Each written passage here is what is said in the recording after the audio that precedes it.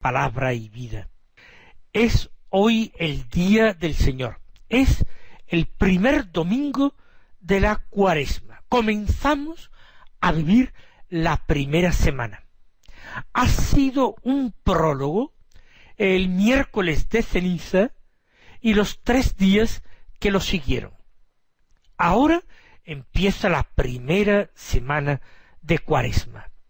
Y nosotros no descuidamos el escuchar la palabra de Dios con mucha atención cada día, con el deseo de ser enseñados por el mismo Dios, con el deseo de convertir en vida lo que escuchamos como palabra de Dios.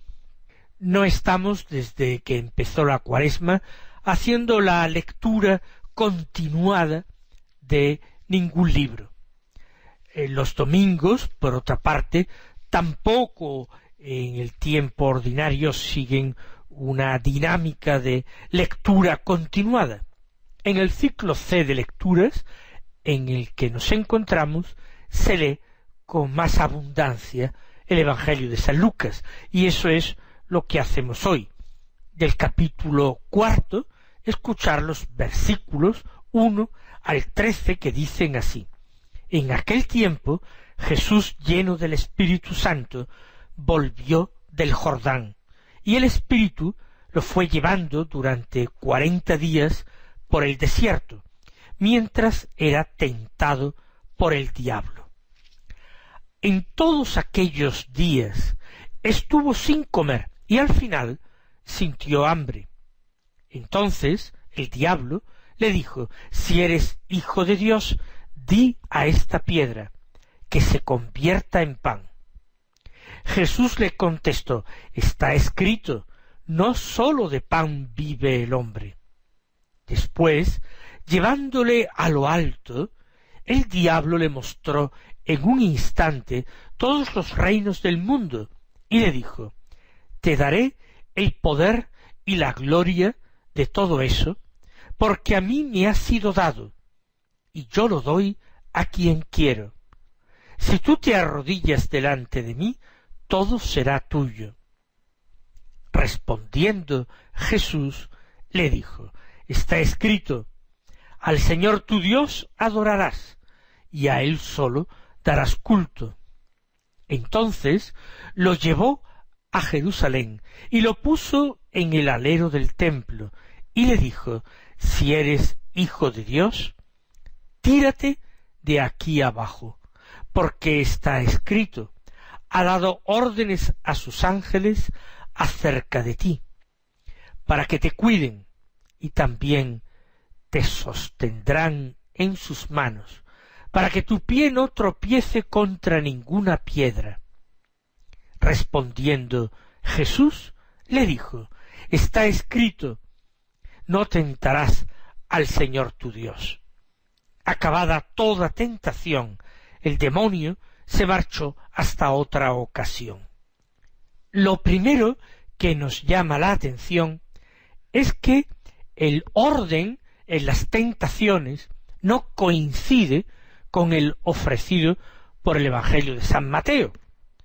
San Mateo presenta como segunda la tentación la que hemos escuchado en Lucas como tercera, y viceversa, presenta como tercera tentación la que San Lucas nos ha ofrecido como segunda.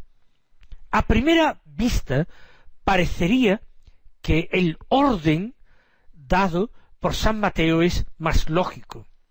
Parecería probable que la última tentación fuera ya ese intento descarado y desesperado de hacer caer a Jesús por medio de esa burda tentación de: si te arrodillas delante de mí y me adoras, entonces te daré el poder y la gloria de todos los reinos.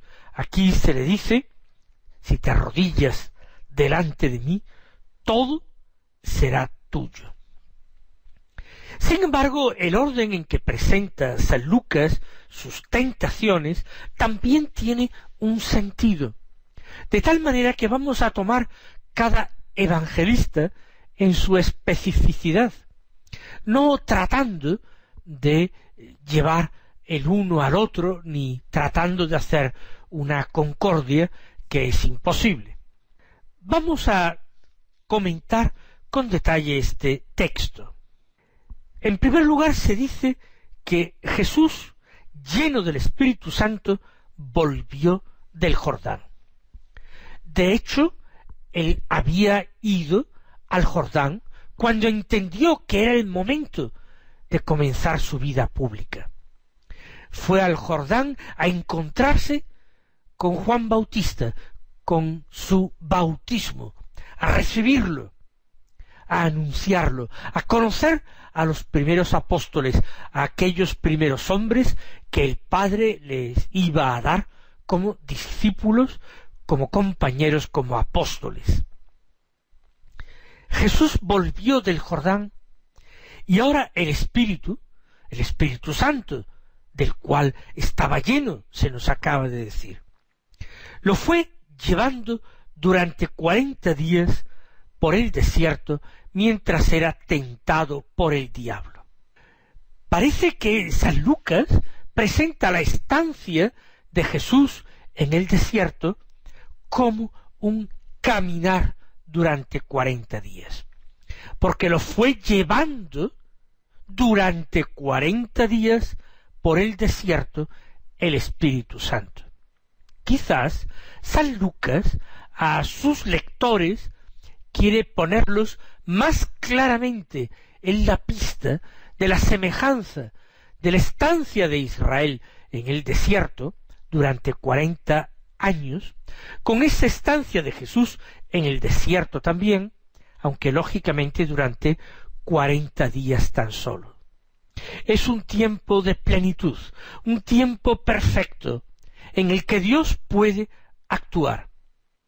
Aquí Jesús es llevado y dócilmente se deja conducir.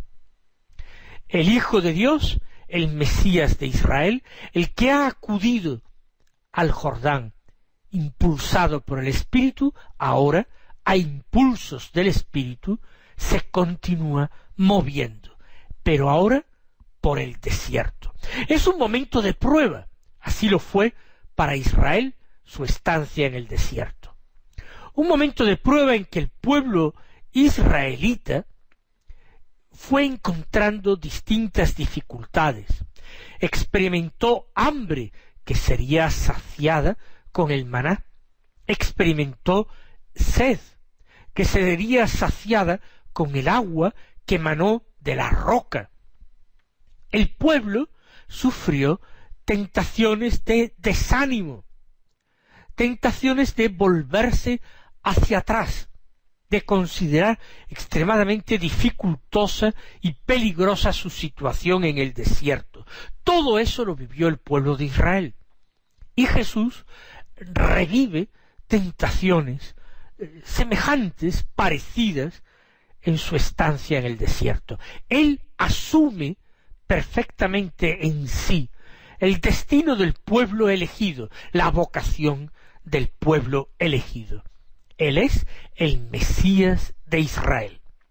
Y entonces va siendo llevado por el Espíritu, por el desierto, mientras era tentado por el diablo. Como Israel. Israel también fue tentado, poderosamente tentado, porque su hambre y su sed y su desánimo no fueron sino tentaciones.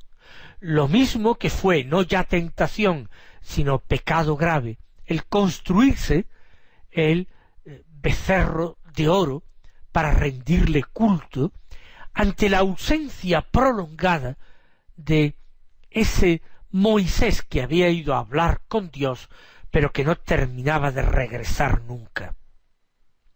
Jesús es tentado en el desierto a lo largo de su travesía por él, impulsado por el Espíritu Santo, pero tentado por el espíritu inmundo. Nos dice a continuación San Lucas que en todos aquellos días, 40 dicho, estuvo sin comer y al final sintió hambre. Es un ayuno prolongadísimo.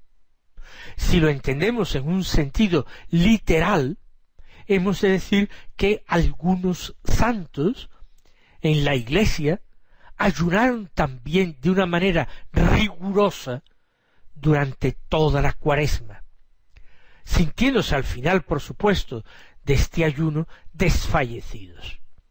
Ahora Jesús vive una Cuaresma en el desierto, un periodo de 40 días de preparación, de lucha contra el diablo, de aplastamiento de la tentación. Este sentido tiene también nuestra Cuaresma. No venimos a la Cuaresma simplemente para pasar tiempos de contemplación gozosa de Dios, de experiencias unitivas con Dios. Será lo que Él quiera, pero nuestra primerísima intención es ir al desierto a combatir al diablo, como Jesús hizo, exactamente como Jesús hizo. Y la privación de tantas cosas, privación que hay que sufrir para habitar realmente en el desierto, engendra deseos y aviva la fuerza de las tentaciones. Pero allí, siguiendo también nosotros a Jesús, impulsados también nosotros por el Espíritu Santo, vamos animosos y no solos, siempre con Jesús y en compañía de los hermanos que nos ayudan, vamos al desierto a derrotar al diablo. Y vamos con decisión, vamos con valentía y vamos incluso con alegría, porque sabemos que el Señor nos dio ya la victoria, resucitando de entre los muertos. Jesús ya nos dijo que la victoria estaba asegurada, pero teníamos que unirnos estrechamente a Él. Por eso ahora lo miramos, por eso ahora nos hacemos uno con Él, en la escucha de la palabra de Dios, de la voluntad del Padre y de la obediencia. Al final de su prolongado ayuno, Jesús sintió hambre. Y en ese momento en que se presenta la carestía, la necesidad, el hambre, en ese momento es cuando el diablo empieza su tarea de desgaste de la resistencia de Jesús. Empieza la tentación, la prueba. Una prueba que comienza de una manera muy sibilina, muy astuta. Si eres hijo de Dios, reta el diablo a Jesús. Por tanto, está tratando de engañarle, de manera que para él caer en la tentación sea precisamente abandonarse en Dios, confiar en Dios. Si eres hijo de Dios, un hombre cualquiera diría, sí, y quiero demostrarlo. Pero Jesús no tiene que demostrar nada al diablo. Tiene que vivir de cara a Dios, no pendiente de la interpelación del diablo. Más aún cuando lo que se le pide como prueba de que es hijo de Dios es algo profundamente absurdo. Di a esta piedra que se convierta en pan. Jesús no carece de pan porque exista una carestía o porque no sepa ganarse el pan con el sudor de su frente, con su propio trabajo.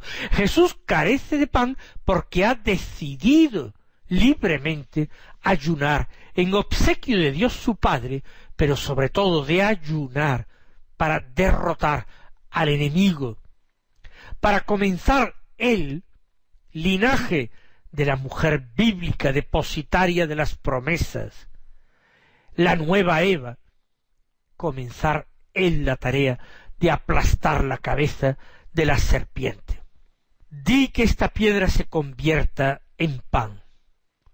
Es decir, céntrate en ti mismo, en la satisfacción de tus deseos. No tiene mucho sentido sufrir para no alcanzar nada. Jesús contestó, está escrito, no sólo de pan vive el hombre. Jesús acude a la palabra de Dios, acude al libro del Deuteronomio para callar la boca al diablo. Pero como a mí me gusta repetir y que todos los oyentes se fijen en ello, Jesús no argumenta con el diablo usando sus propias palabras, sino que a cada tentación opone la palabra de Dios. Calla al diablo y lo rechaza con la palabra de Dios. La segunda tentación es, después llevándole a lo alto, el diablo le mostró en un instante todos los reinos del mundo y le dijo, te daré el poder y la gloria de todo eso, porque a mí me ha sido dado y yo lo doy a quien quiero. Comienza con una serie de afirmaciones muy atrevidas, en las que sin embargo puede haber un asomo de verdad, siendo sin embargo el mensaje transmitido rotundamente falso. En San Mateo se dice que les mostró todos los reinos del mundo y su gloria, y se los prometió. Aquí el diablo afirma que él puede darle a Jesús el poder y la gloria de todo el mundo porque le ha sido dado a él y él puede distribuirlo y repartirlo. Y esto no es cierto. Dios le ha permitido de una manera muy controlada y medida ejercitar un dominio sobre la creación, pero nada más. No le ha sido dado. No ha sido un regalo para él. Todo ha sido creado para el hombre, no para el diablo. Para el diablo nada creó Dios. Y también es falsa la afirmación de que yo lo doy a quien quiero. Es imposible que él lo dé, porque él no es el dueño. Eso sí, siempre puede engañar y conceder falsos dones, que no enriquecen, sino que en el fondo empobrecen, que no salvan, sino que en el fondo condenan, que no hacen más feliz, sino que en el fondo comunican y contagian desgracia y tristeza. Y termina en el colmo de su falta de vergüenza, diciéndole a Jesús, si tú te arrodillas delante de mí, todo será tuyo. ¡Cuánta ignorancia y soberbia la del diablo! Si ya todo era de Jesús, porque el Padre había puesto todo en las manos, porque todo había sido hecho por él y para él, porque el Verbo estaba junto al Padre desde el principio, ¿cómo se atreve a decirle que todo será tuyo cuando ya lo era y pedirle que se arrodille y le dé culto? Jesús responde de nuevo con la palabra de Dios. Está escrito, al Señor tu Dios adorarás y a Él solo darás culto. Solo a Dios debemos dar culto, aunque el hombre se sienta muy inclinado a adorar otras realidades. Realidades a veces brillantes y que le sugieren que en ellas podrá apaciguar su hambre y su sed de vida y de felicidad. Todo será tuyo. Y Jesús le responde diciendo, al Señor tu Dios adorarás y a Él solo darás culto. De nuevo opone Jesús la palabra de Dios a esa palabra diabólica, o mejor dicho, a esa palabrería del demonio, porque no pasa de ser sino palabrería del demonio, sin sustancia, sin contenido, sin verdad.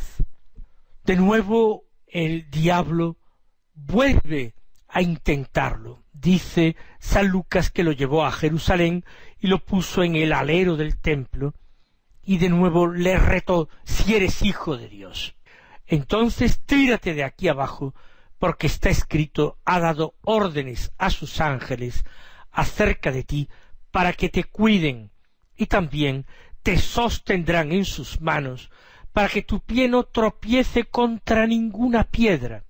Les decía a ustedes que también era lógico este orden de tentaciones que presenta San Lucas, porque en esta tercera tentación el diablo tienta o intenta hacer caer a Jesús, citando él mismo la palabra de Dios. De alguna manera invita a Jesús a fiarse de esta palabra, aunque las evidencias de su cumplimiento no fuera muy clara. Hazlo, fíate de Dios, tu Padre, si eres verdaderamente hijo, si realmente crees en su palabra. Pero de nuevo el Señor desprecia la seducción diabólica. De nuevo el Señor no permite que la palabra del diablo le lleve a él a entablar el más mínimo contacto con él, el más mínimo diálogo con él. Jesús replica afirmando de nuevo la palabra de Dios contenida en el libro de la segunda ley, en el libro del Deuteronomio. Está escrito: no tentarás al Señor tu Dios. A Dios no se le puede poner a prueba, ni bajo excusa de que así me fío más de Él, ni bajo ninguna otra excusa. No se puede poner a prueba a Dios, retarle, o como se expresa en el texto evangélico, tentar a Dios. Eso es la tentación de Dios, ponerle a prueba, tratar de obligarle a actuar, so pena de quedar en mal lugar, por ejemplo, y pretenden que Jesús a la fuerza actúe. Pero Jesús, como hemos escuchado, le recuerda aquello de la ley: no tentarás al Señor, no lo pondrás a prueba. Y acabada entonces toda tentación, el demonio se marchó hasta otra ocasión, lo que quiere decir que en otras ocasiones de la vida de Jesús también se presentó. Mis queridos hermanos, lo vamos a encontrar también en nuestra vivencia de la Cuaresma, pero el Señor nos ha mostrado la fórmula para enfrentarnos con el diablo: la escucha, la meditación, la repetición de la palabra de Dios. Que los colme de sus bendiciones, y hasta mañana si Dios quiere.